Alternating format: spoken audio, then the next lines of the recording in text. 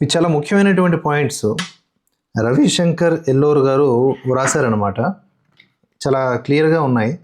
అంటే మనందరికీ ఉన్నటువంటి డౌటే, బీజేపీ అధికారంలోకి వచ్చిన తర్వాత కూడా గురుకులాల్లో కానీ విద్యా వ్యవస్థలో కానీ అంత అగ్రెసివ్గా ఎందుకు వెళ్ళలేకపోయింది, నిర్ణయాలు తీసుకోలేకపోయింది, తీసుకున్న ఇంప్లిమెంట్ చేయలేకపోయింది. ఎంతోమంది మంత్రులు వారి వారి పదవులకు రాజీనామా చేసేటటువంటి పరిస్థితులు కూడా వచ్చాయి, ఆయా బాధ్యతల నుంచి తప్పుకోవాల్సినటువంటి సిచ్యువేషన్స్ వచ్చినాయి అని చెప్పేసి మనం అనుకుంటూ ఉన్నాం కదా. కానీ భారతీయ విద్యా వ్యవస్థ గురించి ఆలోచిస్తున్నప్పుడు ఓవరాల్గా కొంచెం ఒక 60-70 ఏళ్ళ వెనక్కి వెళ్ళాల్సినటువంటి పరిస్థితి ఉంది.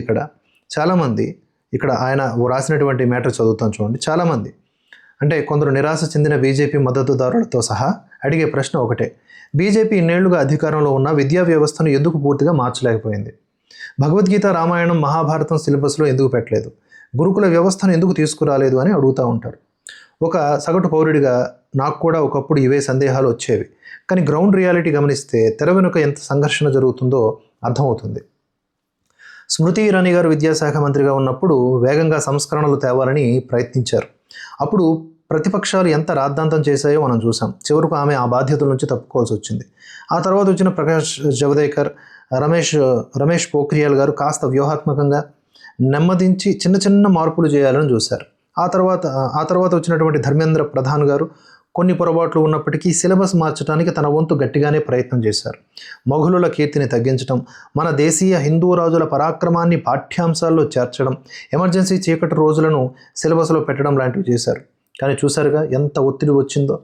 ఇదంతా చూస్తూ ఉంటే ఒక విషయం స్పష్టంగా అర్థమవుతోంది: 66 ఏళ్లుగా పాతుకుపోయిన కమ్యూనిస్టు కాంగ్రెస్ ఎకోసిస్టమ్ను కదిలించడం మనం అనుకున్నంత సులభం కాదు.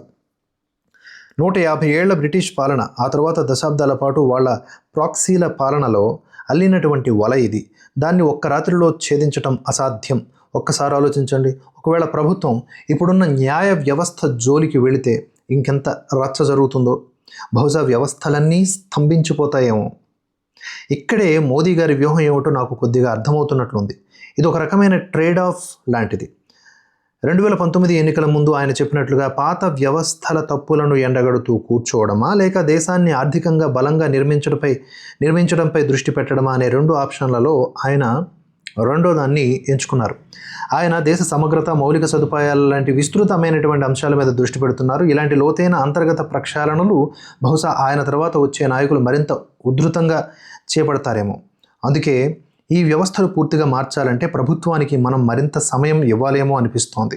ఇది కేవలం ఒక రోజులో జరిగే పని కాదు. మోదీ గారికి ఒక 20 ఏళ్ళు, ఆ తర్వాత యోగి గారికి ఒక 20 ఏళ్ళు సమయం ఇస్తే అప్పుడు కానీ ఈ మూలాల్లో ఉన్నటువంటి సమస్యలు తొలగిపోయి మన దేశం నిజమైన వికసిత భారత్గా మారదేమో.